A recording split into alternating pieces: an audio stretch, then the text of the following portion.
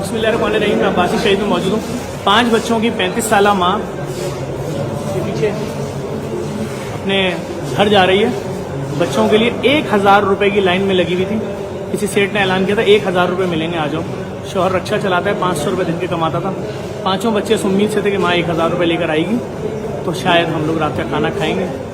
उन बच्चों को अब इंतज़ार है कि माँ की बॉडी घर पे आएगी। ये मैयत जा रही है, ये मैयत सवाल कर रही है, मुझे नहीं मालूम इसका जिम्मेदार कौन है।